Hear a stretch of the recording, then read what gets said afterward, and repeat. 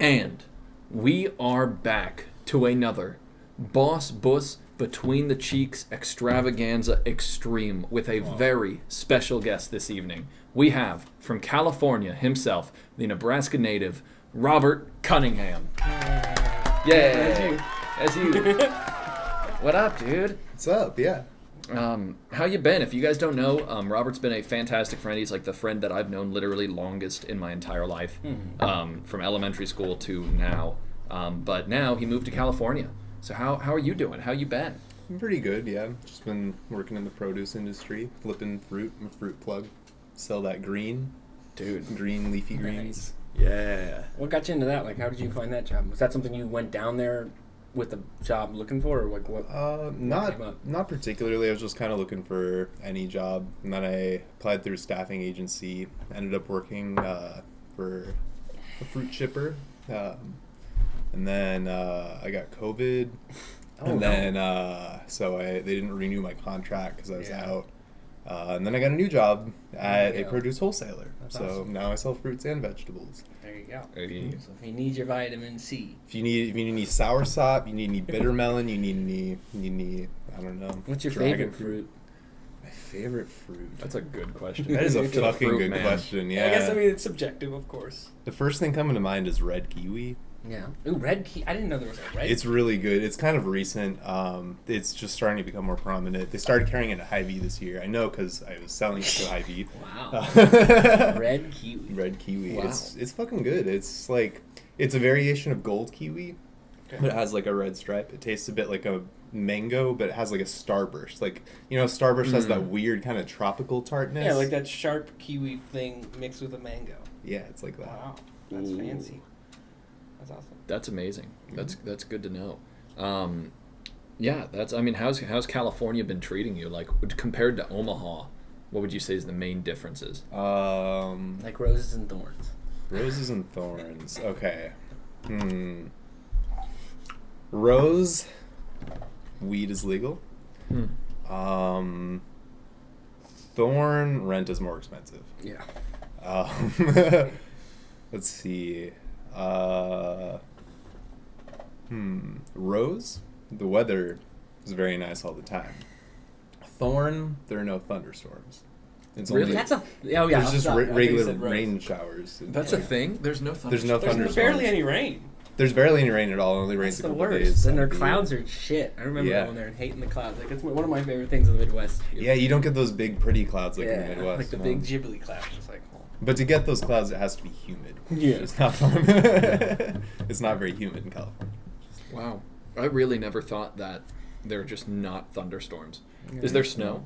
No. Actually, yeah, On no, the it snowed on me. Yeah, I was in the mountains. That's Oh. fair. That's the The caveat. thing is, you could spend the morning skiing and then go surfing by the end of the day. Yeah, in you California. definitely can. Wow.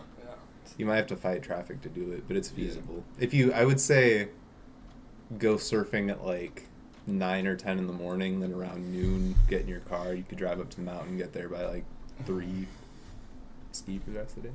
Wow. How is the traffic? I've been to LA once, but I heard it was pretty bad. It's overall. bad, but honestly, Omaha's pretty bad too. We don't have to deal with snow. Is one thing. Like snow slows things out a lot. And there's a lot of situations in Omaha where you're stuck at one light, and then you wait. You go through that cycle and you do it again and again. Well, yeah, they have like pressure plates and stuff. Yeah, there's a lot more especially like on the interstates, like triggers for it. Because there's so much traffic, they've made like huge advancements and. Yeah, they do like a. The traffic's weird. It feels like you're driving in some like alien thing. It feels like B-movie. Like and then when he's like, "Oh, the commute," and they're like, like it's that type of flow. I already never got that because you could just fly. Why do you need a car in the universe? Doesn't make sense. It saves. It's too much energy. I don't know. You wouldn't walk all the way to downtown. Yeah, I would fly to downtown if I had wings. That'd be cool. Oh, I'd love to. That'd be wings. sick. I would also love that one. So, Robert, some of our listeners may not know, but you are very well versed in music of multiple styles. Like you play, what instruments do you play? First of all, skin flute. I don't know. I play bass and guitar. Play a little bit of piano. I suck at it. I do like electronic music. Yeah, but you've been in part of like bands and stuff, and you. Yeah. I mean, I don't know. My conversations with you about music have always been stimulating. It's just, and we are kind of more of a music podcast. Like, what are some, like for EDM specifically, what are some of your like favorite genres or things you've tried to dabble in yourself? I'm getting really into UK drum and bass lately, Yeah. like old '90s UK drum and bass. I'm getting into Square Pusher a lot because he's got like that jazzy kind of influence, and he's a bass Okay. player, so I'm obviously Hey. biased. Alright. I don't know. I don't know. I don't know if I'll just ramble on for like 6 hours and like eventually get really pissed and flip the table over if if I really go into it. Mm-hmm. That's interesting. That's cool though, and you make your own music as well as a EDM producer. I have heard. Oh yeah. Yeah. I haven't Wow. put anything out in a while, but I have shit that is unreleased. I don't like it though, so I'm waiting till I have something good. I remember way back in the day we made a dumb song about hullabaloo. That was funny. That Hugga I ligga still have bugga that ligga. sample in my sample library where you're like hugga ligga bugga ligga hugga ligga bugga ligga. Oh my That was God. funny. We worked on it for like a week and then gave up on it, but it was fun. We learned that just like a we were bugga. sitting in someone's car just chanting it for like an hour. Yeah. And then we were like, we gotta make this into a song. I mean, it's got a nice rhythm.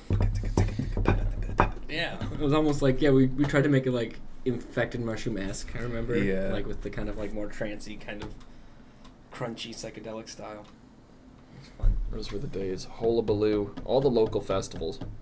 I know they're having Power in Progress this year. I saw that. I think I'm gonna be vending at it with the sticks. It'll be fun. Nice. Good stuff. Yeah. That'll be great. So, Yeah. So what do you think about now, Robert? What's some questions on your mind? What do you think about when you're not thinking, or you're not trying to think, and it keeps coming up? Like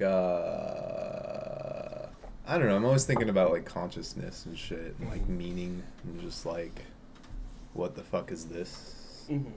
What is the first person perspective? But I don't really read anything, which is probably what I need to do if I really want Yeah. if I really want to answer any of those questions, but instead I just like I'm type shit in my phone, read the next morning, and I'm like, I'm insane. I mean, that's good too. Like, I mean, basically, that's what all the old philosophers did. Is That's they didn't true, read yeah. shit. They just sat in their bath and wrote, "This is what my consciousness is. I saw it in a dream, and you can't prove me wrong." And nowadays, like philosophers take like 10 years and have like 100 references for like they were slightly wrong about this one slight I point. can't even read philosophy after a certain year. Well, it's because, I mean, it's definitely became very hoity-toity, and the fact is the language you have to use, the reference you have to make. Like, you can make a simple point, but you have to say that simple point 10 different ways and be able to say it in a way that you rebut any contradictions on any one point and have references to all the other people that were making similar points and contradict or support them just to say, like,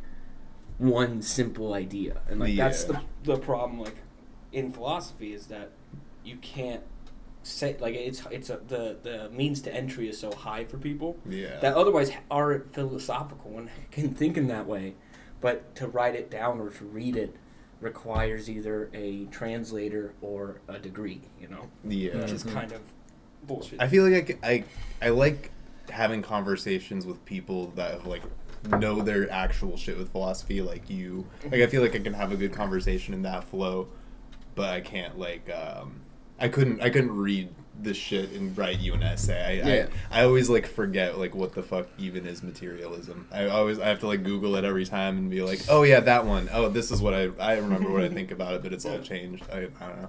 I feel it. It's hard, but I feel like I don't know. It gives it some ethos having that formalized. No, like, and it definitely because people that are experts then have a language Yeah. that they can like. it's work definitely out the higher stuff. beneficial. It's just I wish there was more easier ways of entry, like ease of access. Like it's so there's such an academic like gatekeeping, because in order to be at a point to know it, you have to already be at a point to understand it. And like there are, I mean, in more recent days they've been more like dumbed down, especially with like the internet, like having like YouTube and podcasts and stuff like that, breaking down these philosophical points, but it's still difficult way of accessing it. That's kind of annoying, but yes, it does give you, if you do know the tools, then you can precisely hone in on that one thing and broaden it out, and the language of it allows for more deeper investigation in the same regard. Yeah. I wish I had that vocab. Like the word Dacian. I wish I could like legitimately define that in like philosophical terms because it's the coolest sounding like concept. I feel like it's Tao. Is Dacian not Tao? It's pretty similar to Tao. Okay, yeah, that's what I thought. That's the thing, like, especially like when you take the separation from like Eastern to Western, especially in philosophy, like for Eastern and Western, like philosophy is so separated in Western from other things like religion or law or just science. Mm-hmm. But in the Eastern kind of view, it's all philosophy, and they kind of have that look. Like religion specifically and philosophy are like the same thing in a lot of in like Buddhism or Hinduism or any of those more Eastern ideologies. Philosophy is kind of caked into it, where a lot of them, like Buddhism, you wouldn't even call as much of a religion because it's more of like a way of life, which is what the philosophy kind of deals with. When in the Western countries, you kind of separate those things. Yeah. Philosophy is about like learning or thinking, and religion's about belief and not thinking about it. You know, It's weird. That's a good point. I never thought about it like Which that. is, yeah, I didn't start learning about that till I took a class on Buddhist Eastern philosophy. I was like, yeah, that's a way more fun way to look at it, because like philosophy is in everything. Like every science, every realm of science requires a philosopher to be like, well, what does that mean? Yeah. Like psychology's getting its ass in trouble a lot lately. Yeah. With philosophy because of epistemological issues with the whole science itself. Mm-hmm. But. Well, yeah, when you break into the mind, because of postmodernism. If you try to break into the mind without without philosophy, without thinking about it outside of like science, you're not going to get anywhere. You know. Yeah. It's weird. Yeah. Goddamn. Yeah. That was a long. That was great. No, that was amazing. That's yeah. So what are some combos philosophical like questions you think about then? Yeah. We could try to have a conversation in more basic terms for people to understand. So like light comes in through your eyes and goes into your brain. Where does it go? Who is this? Not who is the me that's deciding things. Not who is the me that I have the self-impression of myself is. But who is the me that is receiving the input? Mm-hmm. Where the fuck is that?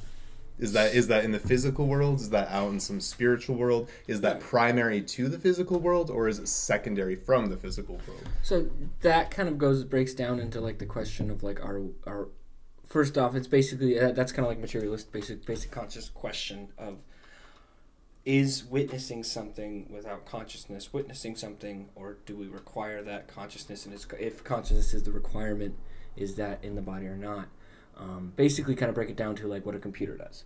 A computer camera will see an object and can recognize it. It can recognize color, shape, size, or what it's programmed to recognize. So it inputs it, wires it into electrical messaging, which is what we do. And the second part of it is, so it's the information comes in, and there is something that looks at it in there, that it observes it, and then it brings it into the catalog. And in the mind, that would be the semantic memory, which is where we categorize. It's a part of memory that we kind of categorize ideas. Mm-hmm. So like there's a semantic, and the semantic memory is more about ideas rather than the epistemological memory, which is more about events. So when you okay, this is getting deeper than I wanted to, but basically, yeah, there's the observer is, I would say the observer is more unconscious. It would be part of the body that just recognizes this collection of patterns in the electrical messaging, whether it be a pattern of a color or a shape that makes this a microphone. That is a unconscious thought that just triggers the web of memories you already have. Mm-hmm. And so that observer would be in the brain, probably in the occipital, or I don't think it would reach into the more higher level brains yet, you know. But yeah, that's how I see it. It's basically the question of like the materialist versus the in fact, I'm blanking on my terms. The materialist versus the dualist. That would be like, is the brain separated, or is the brain just like a steering wheel for the spirit or the mind? And I would say evidence points to no. It's definitely, if there is something outside of the mind, it is very intertwined to the point that it's almost impossible to separate it. You know? Yeah. I mean, I guess the thing that's never satisfying to me about that answer is that, like, it kind of seems like a computer does all of those things, but a computer does not have a conscious experience. There isn't something that, like, there is to be a computer. Yeah, there isn't something there is to be a computer. There's something there is to be a Paul. There is something it is something to be a Zack. It's not something to be a computer. How complicated does it have to be? Like, if we go into, like, animal consciousness, does a bat have There has to be an observer. an observer? So I don't know if necessarily a plant would have it. Yeah. I think probably an animal would have it. I mean, plants can react to complicated stimuli. But so a computer can react to complicated stimuli. It can do so in novel ways. You can simulate the neural patterns with a virtual neural network, and it will act kind of like a human, but it's not. It's not. I know that there's something happening. There's something happening. I don't know if I'm dreaming. I don't know if this is reality necessarily, but I do know there's something happening. Do you think that something happening changes the reaction? So, like, because I can see myself observing something, like, because I have a consciousness, does that consciousness actually change the reaction I have to it? Because, like, a lot of reactions are automatic, are unconscious, you know? And, like, that's more of, like, the free will argument kind of bleeding in. But with the idea of, like, does consciousness affect things? And the more we look into it, those instant responses dictate, like, 95% of all our actions. Does that consciousness even matter? So if that consciousness doesn't matter, then a robot not having that doesn't make it less of a mind than ours, you know? Well, I think it to me, it's not dependent on whether or not the consciousness affects anything. It's that there's something being affected by the reality. That there's something there. I'm having a subjective experience of this moment. I'm not simply processing and coming up with this thought as a response based on patterns, because that there wouldn't be a need for there to be a ghost inside of me seeing all this. Consciousness I could just patterns. But this cup can react to a pattern. If I push it this way, it will follow the pattern that it's much my simpler. force from my fingers going that way, and it's going that way. So reacting to patterns doesn't matter, but the fact that there is a thing to be a thing Robert. to be stimulated, a thing that sees. There's an eye that sees. a beholder. Yeah. There's no beholder in, like, a robot. There's an observer, and there's other shit that the observer is observing. Where is that observer? What is that observer? Is that because the answer that it's simply a physical thing isn't satisfying. The answer to me, I mean, what I'm seeing in more of my kind of free will stuff, research and stuff that people are trying to reach towards now, is that consciousness is just a evolution of those simpler reactions for more complicated stuff. So, like, the conscious mind is able to handle more meta thought. It's able to not see something as just a cup, or add more weight or less weight to something. It's able to generalize it based on it's qualities. Able to add things, abstractify it, apply it to other situations. Yeah, add or subtract weight to an action. Like, you see something fall, if you don't have that conscious, you react to it because this. I know that this cup would fall if it's sitting under there, and I kind of perceive that there's some kind of potential of that happening, but that's not in reality. And it's because I'm having a thought about it. And when we go into like robots or artificial intelligence, they lack the need to have that consciousness in order to make those complex decisions. So, like, because it was biologically, it was evolutionary, it was randomly conjured, and it just, this is how the way it worked out naturally, it came to this. But because, like, robots are programmed and are built to be, like, to do this, it is less, it's less required for that consciousness to come about, if that makes sense. I see what you're saying. But, like, again, like, yeah, we have no neurocorrelate of consciousness. Like, we can't poke the brain at one point and say that's where your consciousness of this thing is. But that's also, we don't really know that much about the brain. Like, really. Yeah. At the end of the day. And I guess we don't know for certain that much about like the fundamental structure of our whole reality, because it's all we're seeing a three-dimensional world, and everything that we know is coming from our subjective perspective. But there's, when you work out the math, there's the possibility that there's like 11 dimensions because of shit or whatever. And it's just there's tiny atoms that we can't see, and it's all. And there's the flaw in our senses. Like the fact is we live in flawed bodies with flawed senses that only see a certain pattern of light, that only hear a certain thing, that feel things like. But I'm also not trying to come up with a scientific answer. I'm trying to come up with a philosophical answer. That's. Well, I mean, those kind of go hand in hand, don't they? Yeah, kind of. But I'm not trying to say like neurologically what consciousness is. I'm trying to. I guess I'm looking more from like a phenomenological perspective of like, what the fuck is this? What has been going on since my birth to now? What was that? That's weird. Oh, where are these hands? Where did I get these hands? Like, what's all these? What the fuck are colors? Why am I seeing them? Like, I don't.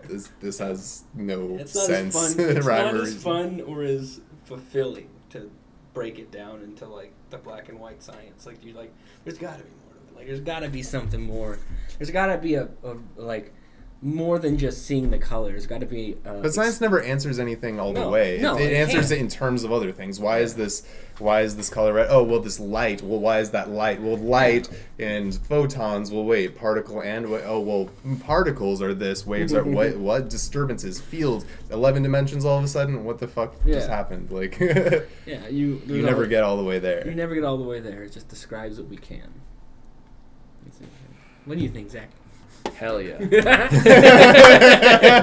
I agree. All things are one, and it's all an illusion anyway. Yeah. So there's no point in asking these questions. Yeah, we're not physical, we're processes. That's how it works. Beep boop. Beep boop. Same. Man. Goddamn, boys. Jesus fucking Christ. That was amazing. That was amazing. I hope someone listened to all of that. I think quite a few people did. I would listen to it. Yeah. I miss just Robert, because we always ramble together a lot. For the birthday boy. You're Fun Rambler. Fun Rambler. That's a good band. That's a good like bluegrass name. Fun Rambler. Ramble is a good like word. The River City Ramblers. Yeah. Ramble is like that is a word in so many bluegrass songs, like ramble. Also like, old country, like God made me made a rambling man. Yeah. Ramble is just a good word. Like you're just stammering, but you're also kind of moving forward. But it's also less talking. Like there's rambling men that just go from town to town. Like back in like old country, or old bluegrass and stuff. It was rambling with a person that didn't have a home that just rambled from one place to the other, lived on the trains, or was an outlaw. Rambling man, Rambler. It makes sense. When God made me, he made a rambling man. I love you, baby, but you gotta understand. Drink to that. Has you been listening to any good jazz lately then? I know we've always talked about your jazz. Like, you've always been more of a aficionado in jazz, in my understanding. Let's see. Like any styles that you're... I've been listening to Square Pusher, which is kind of like jazz. He's like jazz, or like it's like a blend of jazz and drum and bass. So he records things on a bass and like puts a drum machine to it, and like so he's got like really nice compositions. Like he's able to take everything that you love about drum and bass, like the and these just fun grooves, but he like takes it to this level where it's not always going to be he has like these more complex beats going on. It's and more like progressive and just like dancing. Yeah, and like bass lines that aren't the same thing every time, and there's like variations every time because he's kind of improvising it, and he's got like whole arrangements. Like it's some of the best like drum and bass that I guess I've heard. What's the guy's name again? Square Pusher. Square Pusher. Is it spelled just like Square Pusher, or is it like Pushr? It's just regular Square Cool. Pusher. He's from the 90s. He doesn't spell it like now. Yeah. Everyone dropped DJ from their name and started taking out letters. Everyone started adding like weird unnecessary accent marks. Yeah, the V's for U's. Yeah, Loud Pack. Yep. PVC. This band has that a one's Z a weird in it. one. That means they're good. It means they're good. That's how you know. Their music can't tell shit from the music. Yeah, you It's put their a name. Z in their name. It's the marketing. It's all that shit. Amen. That's what makes the... You know what I found the other day? Rolling Refuge. It was in my SoundCloud likes when we made that rap song. That was great. I also found the Taco Bell is my rolling dude, I rap. want to go out and get a huge. I remember that. I found the other one we made that was more like weird experimental, and you called it like eukaryotic. Oh. In the Chevy Sonic. Eukaryotic. Yep. Yeah. I heard that and I was like, holy shit, this exists. That's great. We should collab sometime in the musical world. I'm sure our paths will continue to cross. That's Yeah. what- I mean, that's the one good thing about the pandemic is it's made it way easier to stay in communication with people from across like the pond and stuff. You know. You're not distracted by actual real life interactions with people that are in your real life. Yeah. I don't know. It's nice though. Yeah, it's definitely made me like cherish my friends more because like otherwise I'm literally sitting here doing phone calls all day and I'm like, well, where are my friends? I want to talk with real people. Yeah. I don't want to talk about their accounts all day. I feel that. Interesting. It's good stuff. Well, is there anything else you want to talk about, Robert? Is there any burning questions in your mind? Things you want to get out on the main video Just stage? why? Just why? Why? Why? I guess why not? I don't know. You know? I At the end of the guess day. why not? It's gotta be something. So it might as It's well true. be this, Yeah. right? That's true. I like that. It's a better than this than any other this. It's like that. It's That's very the good, that's this. the absurdist argument. It's gonna be something. Might as well, you know. I don't know. I feel like that's yeah. It's like a step- You're in the mind of God. Yeah. You're in his dream, his game that he's playing Yeah. with himself. Yeah, it's a step above nihilism. Yeah. That's what it is. That's Absurdism is just nihilism, but like a smile, you know. Like usually, like myself and most other people I know, like they start out as nihilism, like nothing fucking matters, it all sucks, blah, blah, blah, or just like, and there isn't always that doom and gloom nihilism. There's very happy, like great people that are nihilists, but like I always see that nihilism is like a step into absurdism, where like nothing matters, so whatever, nothing matters, so the only thing that matters nothing has meaning, so the only meaning is what you give it. And so the absurdist is just like, well, anything can have meaning then. Like, instead of, by rejecting, it's like the Mythbusters, I see your reality and substitute my own, you know? Like, just rejecting, or recognizing the rejection and just dancing up because of it, you know? But yeah.